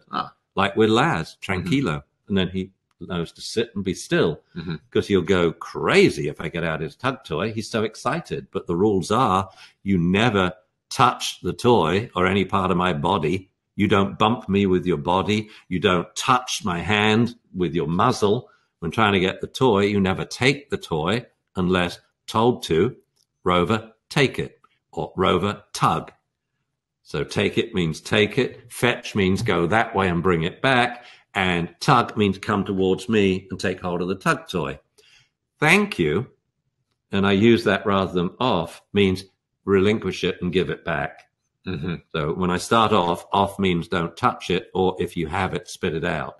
But then I change the spitting out one to thank you because it's polite. And when you say thank you, it changes your demeanor. You see, if you say off, oh man, there's a real tendency to shout that with a horrible voice. But thank you. The only person who could say thank you in a horrible tone was my mother. She would say, thank you. I'm sure there are many others out there. But thank you. Just my smile, thank you. My face and my voice changes. Thank you. Treat. Good dog. Off. Or don't touch. So you choose the words. You don't have to use the words I use. The question is whichever word you're now going to teach the dog that means don't touch or off or leave it. How would you address it if a dog is getting like aggressive guarding their tug toy. To a person or a dog? To a person. Like if you're trying to play tug with your dog, but they don't want to relinquish it, they get aggressive. I would just, the point is you're living with this dog. I'm just going to move in and take it. But you've got to know your dog, that this is a game he's trying to play teep away. I would have rules. You're not allowed to growl, again, unless given permission, because a lot of dogs like to growl in tug. So that's one way we teach them to growl on cue and shush on cue. Turn them on, turn them off, turn them on, turn them off. So I would say shush. Now, thank you. Thank you. Now, if you're uncertain, I don't want you now, all of a sudden you're trying to play tug and you get bitten because you didn't know your dog doesn't have bite inhibition or what have you. So I would first do off, take it, thank you with all sorts of objects and with low valued objects like a dumbbell or a stick or a Kong, but you tie them to a string or rope and your assistant has it. This is how I used to do it back in the 70s with valued possession. And I would say, thank you. And if that dog froze, stared at me, growled, my assistant would pull the toy like this and put a garbage can over it. I remember once I was working with a Jack Russell, and we've moved up to a hollow bone that's stuffed with food. And I said, thank you. And he, like this, and that bone disappears. Jack Russell goes after it. My assistant put the garbage can, missed the bone, put it over the dog. And he says to me, well, what do we do now? I said, I don't know. You're the one who's got the tiger by the tail. But I'm moving away before you let him out. But strange enough, that solved the problem. He obviously didn't like the garbage can coming over him. But it's usually to make the bone disappear, and then there's nothing for the dog to protect. So be safe. Have motorcycle gloves, have the thing on a string. But I would start with low-valued objects and build up, and the acid test would be, say, a pig's ear. When you can say, off, take it, thank you, and the dog gives you back a pig's ear without eating it that quickly, you've got a good dog. All right. I think we got time for a couple more questions here. Yeah, I'm exhausted. Make sure, guys, if you want to get your book, that you get on there soon because they are coming in. Registrations are coming quick, and we won't have many left for long. And as I said, this price could come down as early as tonight. So if you are interested, go register now. We'll take 2 more questions. Oh, my mom too. Hashtag British mothers. Okay, let's see. Good question. But she was lovely.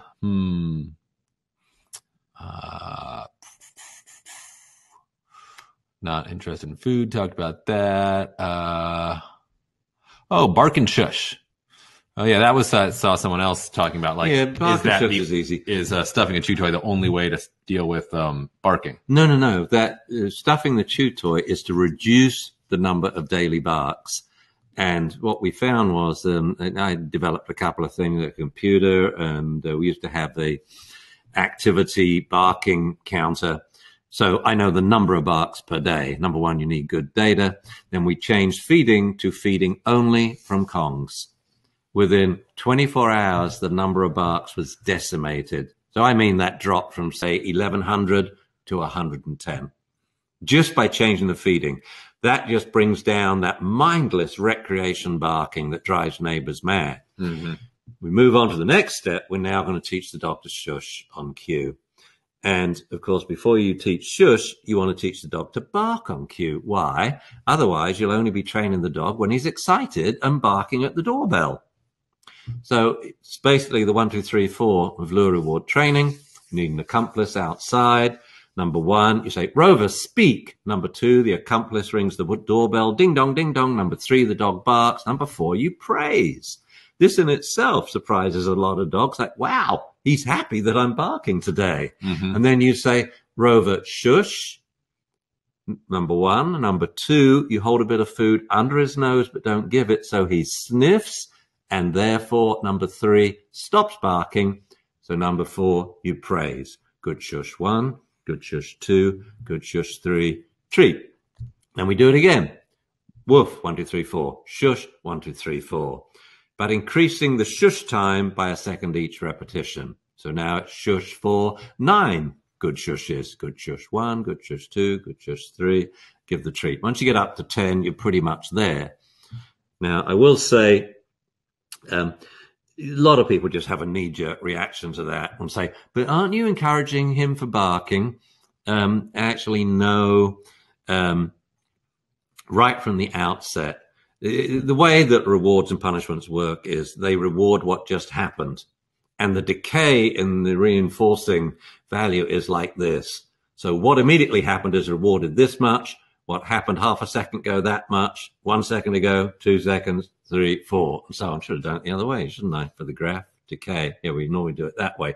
Ooh, that's great. I can draw graphs, you see. I don't rely on fancy tech media. Yeah. And so right from the very first trial, though, you rewarded the dog for stopping barking more than barking. Mm-hmm. You rewarded the dog for being quiet for the 3rd second, the 2nd second, the 1st second, for stopping barking, for barking. So maybe you rewarded the dog a little bit for barking, but you rewarded the dog this much for not barking, and this much for stopping. Okay? So that's point number 1. But point number 2 is I always start off, basically a reward or a punishment can only affect stuff that's happened within the past 3 seconds if language is not attached to it. Like I could say to a child, right, you're going to bed early tonight because you did this when you got up this morning. And they would at least understand why they're being punished. Now, it wouldn't work. The child would still think you're a big blue meanie, but there we go. But the effects, the effect of a reward or punishment pretty much only goes back 3 seconds in time. So what did I do from the first time? Remember, 1 shush, 2 food on the nose. Good shush 1, good shush 2, good shush 3. So from the very first trial, I only rewarded stopping barking and silence. I didn't reinforce any of the barking at all. So we do this and we just practice the woof shush routine repetitively, first by the front door, then by the back door, then maybe in the yard, then on walks. And you've got actually a pretty useful dog there now, one that will alert on cue. And, but he's only going to bark. He's not going to bite anyone. But a single woof from a dog, man, it's the best deterrent I know. All right. Time for one last question. Speaking of teaching shush on cue, that is, of course, included in the masterclass. So, you are relentless, Jamie. Relentless. What about resource guarding the owner? What about someone who's protective of their dog that's tries to protect their owner from other people? I mean, this is a real subjective view, like he's trying to resource guard me. No, he's growling. Maybe growling at another dog, maybe growling at an owner. I would just give the dog a timeout. So your first advice is, what is the behavior that you don't like, not what is the reason they're doing it? And I would just, number 1, if the dog were growling, I would say, hey, Robert, shush. This is pathetic. If the dog growled again, I say, get out of the room. Out. Hockey penalty. Mm-hmm. So you can't guard me now. So I'm in here with the other dog, or I'm in here with my human friend. You're out of the room because of unacceptable behavior. It's not unacceptable that maybe you felt stressed and you growled, but once you've trained to shush, you should be quiet. But what do most owners do? They train the dog to do that. This is not that the dog feels the need to protect you. This is the fact you have trained the dog to do this, and you've always reinforced the dog when he does. Oh, no, shush, it's okay. You've always touched the dog, and you've always talked in this silly sort of reassuring, no, shush, shush, it's okay, it's all right, it's okay, good dog. No. We say, Rover, listen to my voice. So you growled, Jamie. Rover, shush. Outside, get out. You see the difference?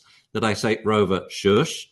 Now, this time he's going to get it because he says, Rover, shush. He doesn't stop. He growls. So outside. I'm not shouting at him in his face. I'm outside. I'm firm. You are leaving the room. So he has to know what outside means before you can issue it in a command. So I would practice outside, inside at the door. Kibble. Inside. Outside. Outside. Outside again. inside, so the dog learns the meaning of the words inside and outside. However, if he growls this time, respond when I say shush. So, Rover, shush. There's a good dog. Oh, who's a good dog? Yeah, mummy likes you. You get it? And they just learn so quickly. So keep your hands off the dog. Walk away. Right. It seems like that plays into what you're saying about people accidentally training the opposite of what they want. Yeah. It's not really guarding their owner. It's that their owner has been reinforcing their growling. It's perhaps. Yeah, it's like they come up with a completely unsubstantiated reason why the dog's doing this, an etiology. Just say, well, he's guarding me, he's protecting me, with no proof whatsoever. What we have is your dog growls when people approach. Maybe it's nothing to do with you. He just doesn't like people approaching him. He's not guarding you. He's next to you because he likes you. But then this person's approaching him. You see, there's so many different interpretations of why the dog's doing it, but I don't care. What I want is the dog to stop. Not because I tell him to, but because he no longer wants to, because he's totally cool about people sharing you, and he's cool about people approaching him. You get it? So let's just control the behavior by communicating to the dog. All right. That's going to be it. I think that's it. I need more coffee. Enough of this. Thank you guys very much for joining us. We know that. I really enjoyed it. There were loads of you. Yeah. Good Lord, I don't know how many we got left, but still quite a few of you guys hanging on. Yeah. Well, as it's been I said, a long time. I know. If you're thinking about registering, do it now. Don't wait. You can always get your money back if you don't like it. But this opportunity will be disappearing soon. So thank you guys very much for joining us. Thank you, Jamie, and thank you, everybody. Ciao. Bye-bye. Bye.